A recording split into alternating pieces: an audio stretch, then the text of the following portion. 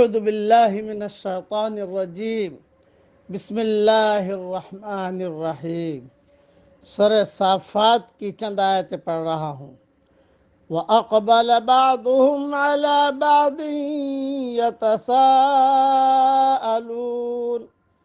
اور وہ ایک دوسرے کی طرف متوجہ ہو کر سوال و جواب کریں گے۔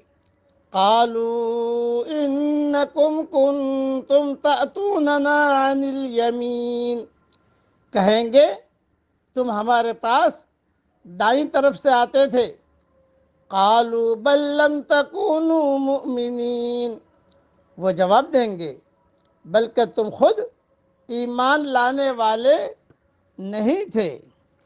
وما كان لنا عليكم من سلطان بل كنتم قوما طاغین، اور ہمارا تمہارے اوپر کوئی زور نہ تھا بلکہ تم خود ہی سرکش لوگ تھے۔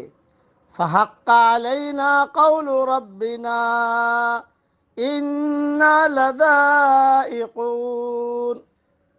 پس ہم سب پر ہمارے رب کی بات پوری ہو کر رہی، ہم کو اس کا مزہ چکھنا ہی ہے۔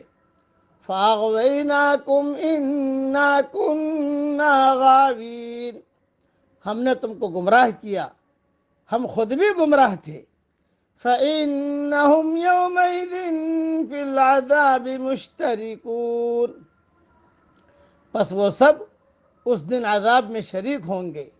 اِنَّا كَذَلِكَ نَفْعَلُ بِالْمُجْرِمِينَ، ہم مجرموں کے ساتھ ایسا ہی کرتے ہیں۔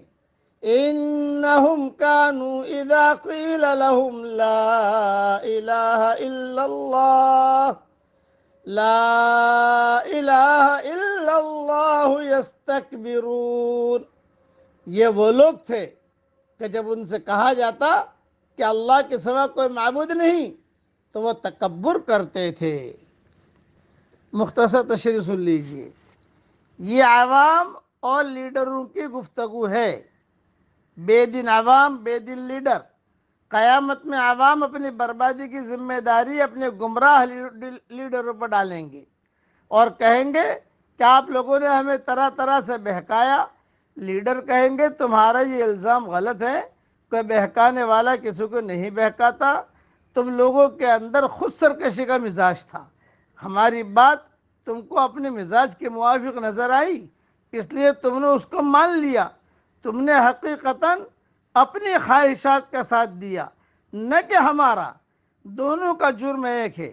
حقیقت یہ ہے قیامت میں لیڈر اور بے دین پیر، آج کل بے دین لیڈر بھی بہت ہیں اور بے دین پیر بھی بہت ہیں، اور سب نے جو ہے مارکیٹوں میں اپنی دکانیں کھول دی ہیں صرف رقم جمع کرنے کے لیے، پیسے جمع کرنے کے لیے، گدیاں جمع کرنے کے لیے۔ حشر کے میدان میں یہ سارے کے سارے آپس میں ایک دوسرے سے لڑیں گے۔